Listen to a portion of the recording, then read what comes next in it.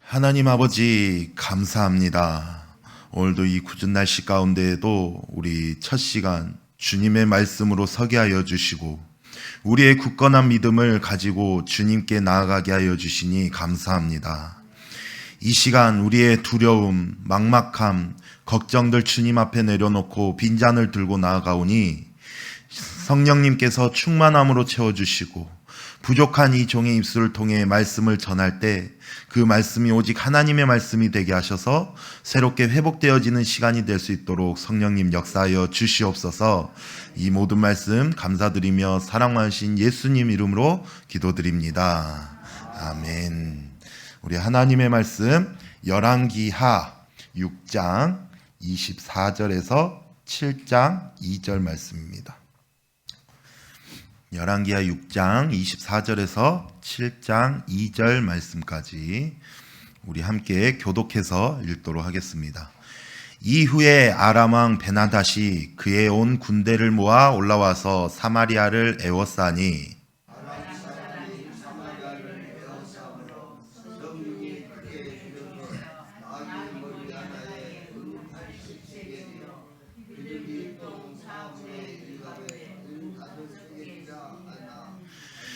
이스라엘 왕이 성 위로 지나갈 때에 한 여인이 외쳐 이르되 나의 주 왕이여 도우소서.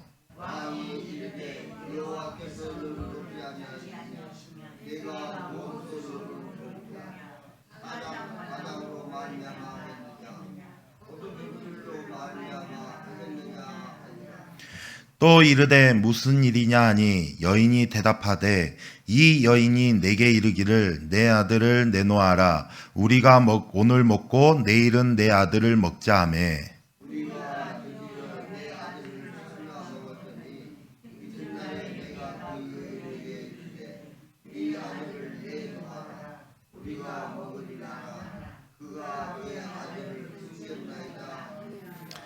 왕이 그 여인의 말을 듣고 자기 옷을 찢으니라. 그가 성 위로 지나갈 때에 백성이 본즉 그의 속살에 굵은 배를 입었더라.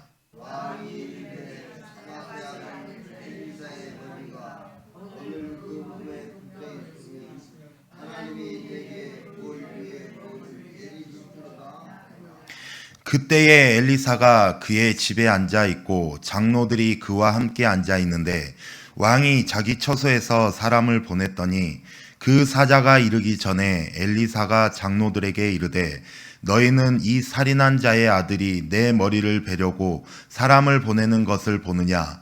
너희는 보다가 사자가 오거든 문을 닫고 문 안에 들이지 말라. 그의 주인의 발소리가 그의 뒤에서 나지 아니하느냐 하고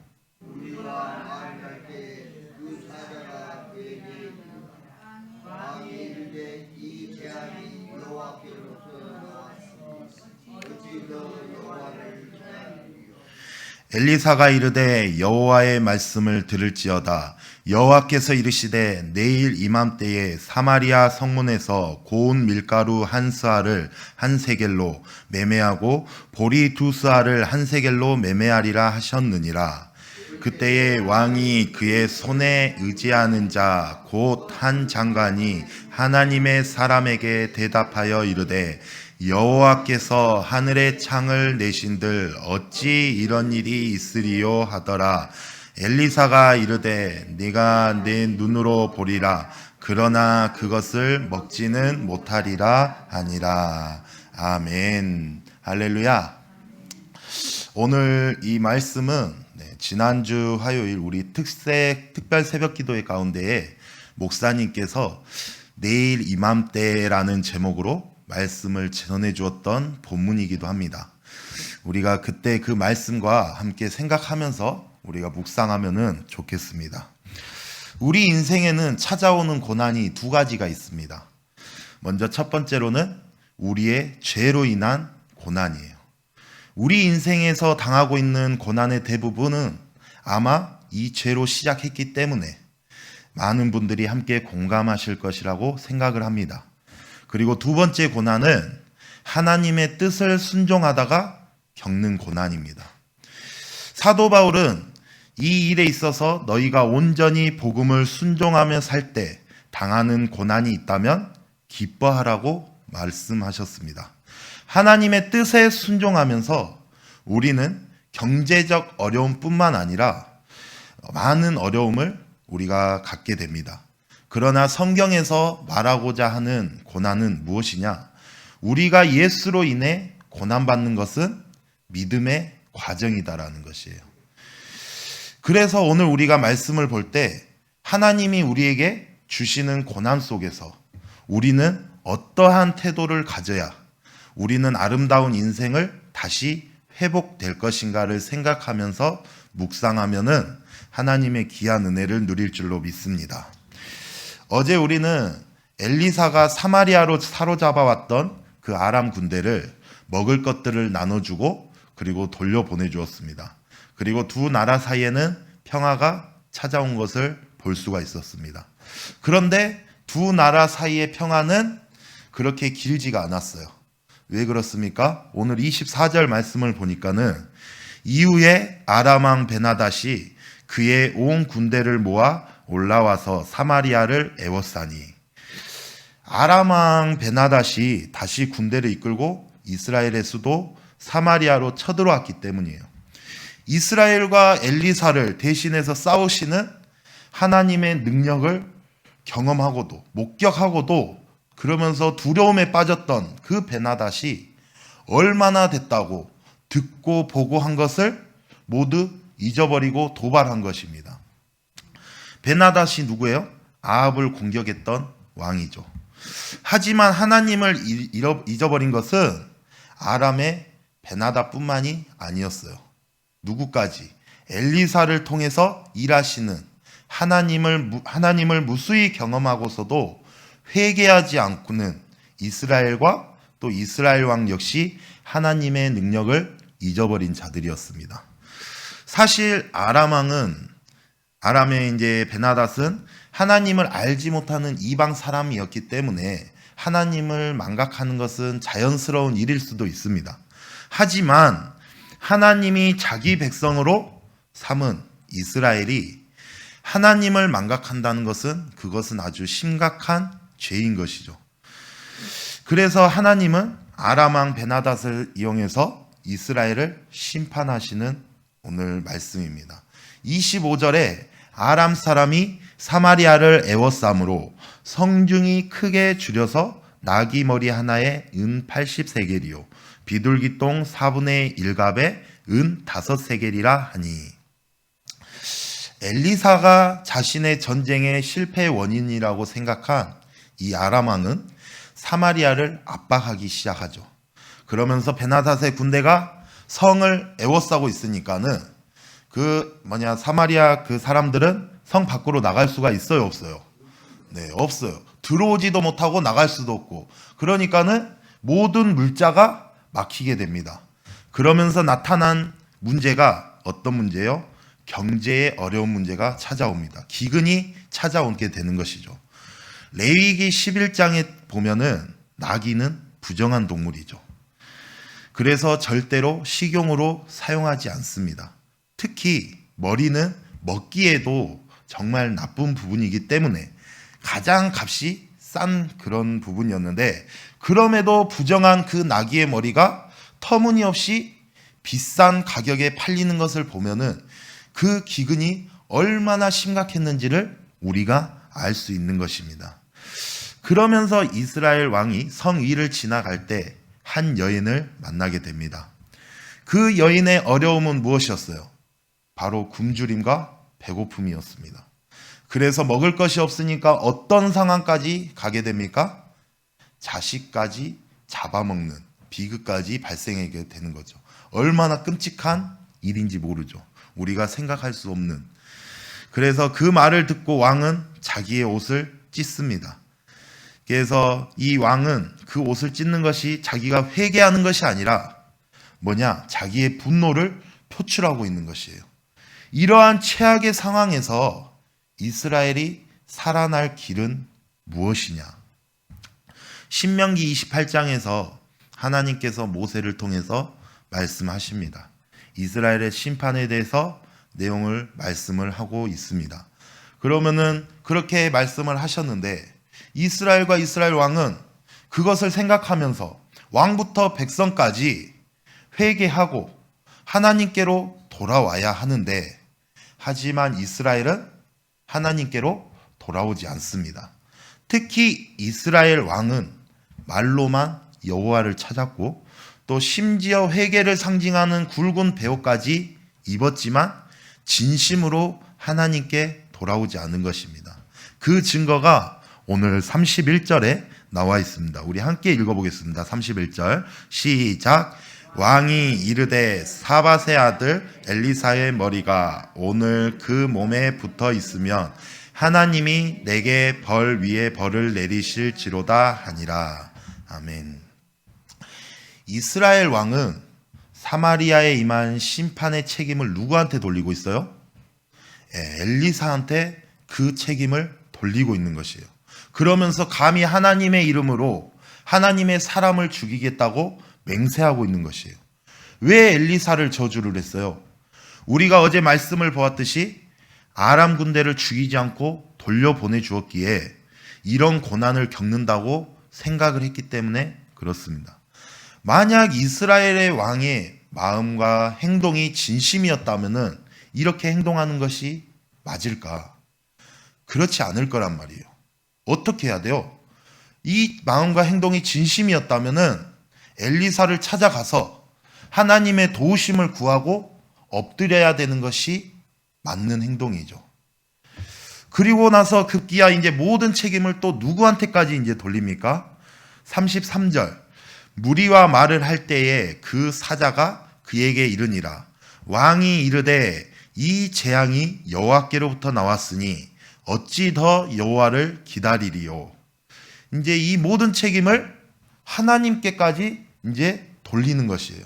그러면서 여호와를 기다리지 않겠다고 선언합니다. 이스라엘 왕들은 도대체 왜 그런지 모르겠어요. 이 초대왕 여로보암부터 시작해서 지금까지 하나님의 심판으로 왕이 바뀌는 일까지 겪으면서 변하지 않아요. 반복해서 하나님을 배신하고 또한 백성들을 불신앙으로 이끌어가고 있는 것이에요. 다윗처럼 계명을 지키면서 칭찬을 받은 왕이 한 명도 없었어요. 사실 왕들로만 봐서는 이 이스라엘은 망했어도 진작에 망하는 것이 맞죠. 하지만 왜 그랬어요? 긍휼에 풍성하신 하나님은 포기하지 않고 계속해서 선지자 엘리야와 엘리사를 보내주셨어요. 그러면서 이 선지자들을 통해서 무너져가는 이 이스라엘에 끊임없는 희망의 불씨를 일으켜주고 있는 것이었어요. 이번에도 하나님은 엘리사를 통해서 이스라엘의 구원을 선포하고 있습니다. 우리 7장 1절 말씀 보겠습니다. 엘리사가 이르되 여호와의 말씀을 들을지어다. 여호와께서 이르시되 내일 이맘때에 사마리아 성문에서 고운 밀가루 한 쌀을 한 세겔로 매매하고 보리 두 쌀을 한 세겔로 매매하리라 하셨느니라. 하나님께서 말씀하신 이상 그 일은 반드시 이루어질 줄로 믿습니다. 그러니 이스라엘은 이제 뭐만 하면 돼요? 하나님의 말씀만 믿고 기다리기만 하면 됩니다. 그런데 이처럼 끊임없이 배신하는 이스라엘을 하나님은 끝까지 포기하지 않고 구원을 하시는데, 왜 하나님은 그러한 이스라엘을 포기하지 않고 구원을 하십니까? 하나님이 택한 백성이기 때문에. 그래서 돌아오기를 기다리면서 자비를 보이시고 긍휼을 베푸시고 계시는 것입니다. 사랑하는 성도 여러분, 하나님의 자비에 노출되고 또 하나님의 긍휼을 발견한 사람들은 회개하고 돌아와서 하나님의 구원을 경험하게 될 줄로 믿습니다. 하지만 하나님의 구원이 임할 때 모든 사람들이 그 구원을 경험하는 것은 아니라는 것입니다. 2절 말씀에 보니 그때의 왕이 그의 손에 의지하는 자 곧 한 장관이 하나님의 사람에게 대답하여 이르되 하나님께 여호와께서 하늘에 창을 내신들 어찌 이런 일이 있으리요 하더라. 엘리사가 이르되 네가 네 눈으로 보리라. 그러나 그것을 먹지는 못하리라 하니라. 왕의 신임을 받은 장관은 믿지 못했습니다. 장관처럼 끝까지 의심하고 불신하는 자들은 구원을 경험할 수 없는 것뿐만 아니라 구원의 계획까지 빼앗기게 되는 것입니다. 그러면은 이제 선택은 누구의 몫이에요? 이스라엘의 몫인 거예요.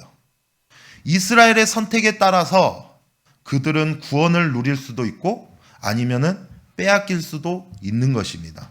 하나님의 심판을 보면서 마음을 돌려 하나님께로 돌아갈 것인지 아니면 끝까지 마음을 굳게 하여서 하나님을 대적할 것인지 그거의 선택은 이스라엘의 몫인 거예요. 또한 하나님의 말씀을 믿고 구원을 경험할 것인지 아니면은 불신하고 구원의 기회를 놓칠 것인지 그 모든 선택은 이스라엘한테 달려 있는 것입니다. 그러나 결국 우리가 잘 알고 있죠. 이스라엘은 결국 마지막 때 어떻게 됩니까? 멸망하게 되죠. 누구에 의해서 멸망하게 돼요? 아수르에 의해서 멸망하게 됩니다. 사랑하는 성도 여러분, 오늘 우리가 말씀을 통해서 알 수 있는 것은 무엇이에요? 고난은 하나님께로부터 오는 것이에요. 맞아요. 하나님께로부터 오는 것입니다. 그런데 그렇다고 우리가 원망하고 불신하고 하나님을 떠나서는 안 된다라는 것이에요. 왜? 고난을 우리에게 주시는 이유는 우리의 죄로 말미암아 우리가 회개하고 돌이키기를 원하시는 것입니다. 즉 고난은 하나님께로 가까이 나아가게 하는 것이에요. 예레미야 29장 11절 말씀에는 이렇게 말씀하고 있습니다. 여호와의 말씀이라 너희를 향한 나의 생각을 내가 아나니 평안이요 재앙이 아니니라 너희에게 미래와 희망을 주는 것이니라. 주님은 우리의 고난 속에 있어서 우리의 죄악으로 인한 심판 가운데서도 하나님은 우리에게 미래와 희망을 주기 원하시는 분입니다. 그래서 우리가 그 주님을 기쁘게 받아들이고 또 그 뜻을 높이 여겨야 된다는 거예요. 하나님은 우리보다 높고 위대하신 분이시기 때문에 그리고 어느 누구보다 우리를 잘 아시고 우리를 사랑하시는 분이시기 때문에 할렐루야. 이스라엘의 모습이 우리의 모습이죠. 회개하기보다는 불평하는 것을 좋아하고 그리고 사마리아 성에 찾아온 고난을 엘리사에게 책임을 돌린 것처럼 우리에게 찾아온 어려움이나 고난을 남의 탓으로 돌리려고 합니다. 저와 여러분이 하나님 앞에서 가져야 될 가장 중요한 태도가 있어요. 그게 무엇이냐? 하나님 앞에서 가져야 될 가장 중요한 태도는 바로 겸손이라는 것입니다. 주님의 뜻과 주님의 계획이 내게 어떻게 이루어지기를 원하는지를 기도하고 묵상해야 되는 것이에요. 그래서 진정한 그리스도인들은 하나님께서 왜 내게 이런 고난과 어려움을 주는지를 기도해야 되는 것입니다. 여러분, 우리 가슴에 한번 손을 얹어볼까요? 가슴에 손을 얹고 우리가 진심을 다해서 우리가 진심으로 저를 따라서 이렇게 고백하겠습니다. 나는 어떠한 고난이 와도 불평하지 않겠습니다.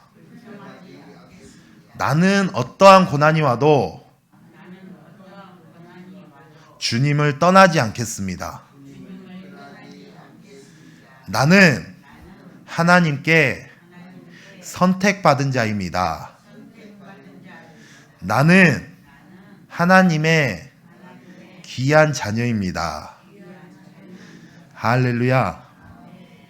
우리가 이제 고백했어요. 여러분들의 입으로 서원했습니다. 여러분이 지금 이렇게 고백했으니 그 고백한 것처럼 이제 하나님의 뜻이 무엇인지 그리고 하나님이 나를 통해서 이루고자 하는 것이 무엇인지 우리가 생각하면서 그 부르심대로 살아가는 저와 또 우리 예수님교회 모든 성도님들이 되시기를 주님의 이름으로 축원합니다. 우리 함께 기도하겠습니다. 하나님 아버지, 이 시간 말씀을 통하여 우리가 깨닫고 우리가 고백하게 하셔 주시니 감사합니다. 하나님, 우리가 때로는 하나님의 영광을 위해 살아간다고 하는 그것이 우리는 또 다른 오해를 낳고 그 오해 때문에 우리가 다시는 그러한 아름다운 선의의 도전을 하지 못하겠다 생각하는 때가 있습니다. 하지만 우리가 사람의 인정을 받으려고 우리가 하나님의 말씀을 사용하는 것이 아니라 우리가 온전히 하나님께 인정받고 쓰임받기 위하여 하나님의 말씀을 사용할 수 있는 믿음의 사람 되게 하여 주시옵소서. 하나님, 우리의 삶의 모든 것들이 잘못되고 어려워졌을 때 우리가 남을 탓하며 남에게 손가락질하는 것이 아니라 우리가 남이 보기에도 또 나에게 고통을 호소하는 사람에게 그냥 비춰지기 위해서 내가 옷을 찢고 남을 탓하는 사람이 아니라 내가 진정으로 마음을 찢고 주님 앞에 회개함으로 남의 탓이 아니라 내 탓입니다 라며 내가 먼저 주님 앞에 엎드려 회개함으로 그 모든 어려움과 상황과 문제들을 나로부터 해결해 갈 수 있는 그러한 믿음의 사람들이 되게 하여 주시옵소서. 아버지 하나님, 이러한 말씀이 내게 내 삶에 굳게 서서 오늘 하루도 그리고 앞으로의 삶에 그러한 진정한 회복과 진정한 믿음의 회복이 우리 가운데 이루어지게 하여 주시옵소서. 이 모든 말씀 사랑 많으신 예수님의 이름으로 기도드립니다. 아멘.